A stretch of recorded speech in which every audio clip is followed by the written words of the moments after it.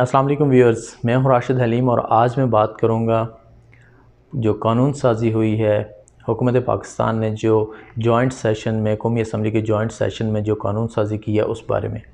Mainly जो 3 bill हैं, वैसे तो 33 के करीब बिल थे, लेकिन जो मेनली बात की जा रही है वो है एक इंतखाबी इस्लाहात जो EVM machines, electronic voting machines के नफाज के बारे में। दूसरा जो ओवरसीज़ पाकिस्तानियों को वोट का हक़ दिया गया है, और तीसरा जो कुलभूषण यादव के केस में जो उसको रिव्यू का हक़ दिया गया है। अब अगर पहली दो चीज़ें अगर देखी जाएँ, जो ओवरसीज़ पाकिस्तानियों को वोट का हक़ है तो पेपर वर्क के तौर पे तो ये कर दिया गया है, लेकिन जो सेकंड स्टेज इसकी आती है वो है इसको कैसे अमली तौर पे इसको कैसे नाफिज किया जाएगा। पूरी दुनिया में अगर 90 लाख पाकिस्तानी हैं, तो अगर उनको डिजिटल पोर्टल आप देंगे तो ज़रूरी नहीं है कि 90 लाख के पूरे 90 लाख वो डिजिटल पोर्टल ऑपरेट करने के लिए वो तैयार हैं या वो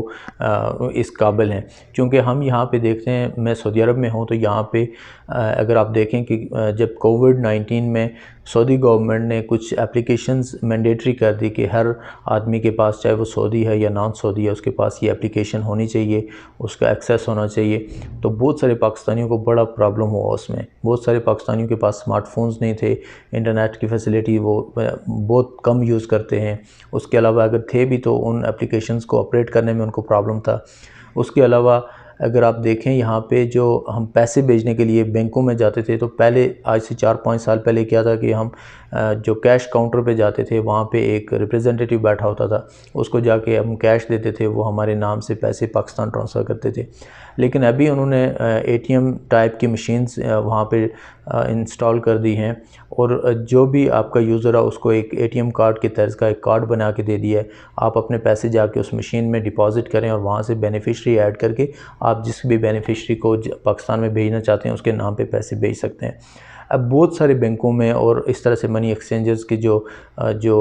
सेटअप है, उसके सामने बेशुमार पाकिस्तानी बेचारे लाइन में लगे होते हैं, और एक आदमी होता है जो उनको वहाँ पे वो चीज़ें ऑपरेट करके उनके पैसे भेज रहा होता है। वो इससे फेमिलियर नहीं है, इस सिस्टम से, और ऑपरेट करने में उनको दिक्कत होती है। तो वो हाता कि वहाँ पे इंग्लिश, उर्दू, अरबी और मल्टीपल जो भी लैंग्वेजेस जितने भी यहाँ पे ओवरसीज़ दूसरे मुल्कों के हैं उनकी लैंग्वेजेस हैं, लेकिन फिर भी वो ऑपरेट करने में उनको बड़ी हेजिटेशन होती है और वो नहीं कर सकते। उस वजह से कोई एक आदमी 10-10, 20-20 बंदों को ऑपरेट करके 1-1, 2-2 घंटे लगा के वो बेचता है। तो अगर आप कोई पोर्टल देंगे तो वो कैसे, ये जो लोग हैं 90 लाख में से अगर 30-40 लाख लोग भी ऐसे हुए तो उनके वोट की प्राइवेसी को आप कैसे मेंटेन करेंगे, वो कैसे अपनी कॉन्स्टिट्यूंसी में अपने वोट पोल कर सकेंगे यहाँ से होके। तो ये एक बड़ा चैलेंज है। इसके साथ जो EVM का भी एक इशू है, चूँकि अपोजिशन पार्टीज़ और इलेक्शन कमीशन उसका एक स्टेक होल्डर है जो कि इस पे ऑन बोर्ड नहीं है। तो मेरे ख्याल से ये असेसमेंट है कि आने वाले वक्त में हुकूमत फिर इसमें कोई तरमीम में जाएगी, जाके इसको अपोजिशन के साथ शायद नेगोशिएट करे या कुछ इस तरह से। तो इसमें तो रिव्यू की गुंजाइश मुझे नज़र आ रही है और लगता है कि रिव्यू में ज़रूर जाएंगे। दूसरी जो बात है वो है कुलभूषण यादव का इशू। उसमें बहुत सारे यूट्यूबर्स जो इमरान खान साहब के हक़ में वीडियोस करते हैं और कुछ अपोजिशन के हक़ में करते हैं। अब उनमें ये डिबेट चल रही है कि कुलभूषण यादव को इमरान खान साहब शायद ये रिव्यू का हक़ ना देते अगर नवाज़ शरीफ जो है वो इंटरनेशनल कोर्ट ऑफ जस्टिस की जो जुरिस्डिक्शंस हैं उसको कबूल ना करते।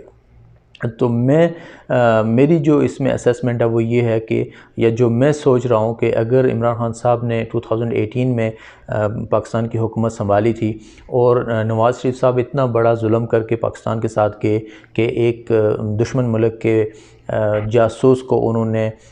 एक ऐसे मतलब इंटरनेशनल कोर्ट ऑफ जस्टिस की जुरिस्डिक्शन कबूल करके एक अपने गले में एक तोक डाल दिया, पाकिस्तान की रियासत के साथ जुल्म किया। तो इमरान खान साहब की लीगल टीम को, पाकिस्तानी अवाम को कम अज़ कम पाकिस्तानी अदालतों में जाके या पाकिस्तान के मीडिया में या पाकिस्तान के किसी भी प्लेटफॉर्म पे, इवन इमरान खान साहब ख़ुद तकरीर करते हैं, वो अवाम से इंटरेक्ट करते हैं, तो वो लोगों को ये बताना चाहिए था कि नवाज़ शरीफ साहब ये जुल्म करके गए हैं और हम कैसे इंटरनेशनल कोर्ट ऑफ जस्टिस की जुरिस्डिक्शन को डिनाई कर सकते थे। वो कॉन्सेप्ट प्लेटफॉर्म है, वो कौन से आर्टिकल्स हैं, वो कौन से इंटरनेशनल हमारे जो कॉन्ट्रैक्ट हैं या इंटरनेशनल हमारे जो मायदे हैं उनके तहत हम इसकी जुरिस्डिक्शन को हम डिनाई कर सकते थे। ऐसा कुछ नहीं कहा गया। मैं बल्कि अभी फ़ारूक नसीम साहब का मैंने पूरा इंटरव्यू सुना एक यूट्यूबर के साथ, उन्होंने भी जस्ट ये कहा कि इंटरनेशनल कोर्ट ऑफ जस्टिस की जो डायरेक्शंस थी उसके मुताबिक हमने इसको ये रिव्यू का ये हक़ दिया है। तो मेरे ख़्याल से इस चीज़ को हम अगर सिर्फ नवाज़ शरीफ के गले में डाल के ये कहें कि इमरान खान तो नहीं देना चाह रहे थे, इमरान खान भी एक आदमी है, एक इंसान है भाई। अब उसने दुनिया के साथ जो इंटरनेशनल कम्युनिटी के जो हमारे जो ज़ाब्ता है, जो हमने हमारा जो ताल्लुक़ है, रिलेशन है, उसको हमने बहाल रखना है और उसके साथ करना है, उसके साथ हमने चलना है। अब अभी उन्होंने हाफ़िज़ सईद के ऊपर अगर जो दहशतगर्दी की लिस्ट में उनको डाला है हाफ़िज़ सईद साहब को, तो उसमें तो नवाज़ शरीफ साहब ने कोई ऐसी कमिटमेंट नहीं की थी कि इमरान खान साहब को वो करना पड़ा। लेकिन इमरान खान साहब को इसलिए करना पड़ा कि वहाँ पे IMF और FATF में आपका एक नॉन स्टेट जो एक्टर्स होते हैं, जो आपके एलिमेंट हैं आपकी रियासत में, जो दूसरी रियासतों को चैलेंज करते हैं, उनके ऊपर आपने बैन लगाना होता है, तभी जाके आप इंटरनेशनल कम्युनिटी में सर्वाइव कर सकते हैं। तो मेरे ख्याल से इस तरह की वीडियोज़ और इस तरह के जो शोशे हम छोड़ते हैं, उससे हम सिर्फ अपनी एक इल्मी ख़यानत कर रहे होते हैं, बाकी और कोई इसका कोई मतलब फ़ायदा नहीं होता कौम को। अगर कोई चीज़ किसी भी हुक्मरान ने किसी भी जो इमरान खान साहब का सबसे बड़ा स्टांस था कि हुकूमत का काम है कि इल्ज़ाम तराशी ना करे बल्कि एक्शन ले। अगर कोई भी आदमी हुकूमत में रहा है, किसी भी सेटअप में रहा है और वो आपको पता है कि वो पाकिस्तान के साथ गलत करके गया, तो एटलीस्ट आप उसको इंटरनेशनली अगर किसी फॉर्म पे नहीं कर सकते तो अपने मुल्क के अंदर, अपने मुल्क की अदालतों में उसको रिकॉर्ड करवाएं, उसको सज़ा दिलवाने के लिए अपनी कोशिश करें। अगर आपने ये कोशिश नहीं की और आप उसी के अमल को आगे बढ़ा रहे हैं, तो इसका मतलब है कि वो काम भी ठीक था, और चूँकि आप उसको पाया तकमील तक पहुंचा रहे हैं तो वो भी ठीक था, और आप भी अगर वो कर रहे हैं तो वो ठीक ही होगा। तो इसलिए इस तरह से कौम को लेके आगे बढ़ें, ताकि ये जो डिस्क्रिमिनेशंस और इस तरह की जो नफ़रतें हैं, इसको ख़त्म करके आप कहीं अमली तौर पे हम काम कर सकें और कौम को किसी तरफ लगा सकें। ये मेरा मैसेज था। Thank you so much.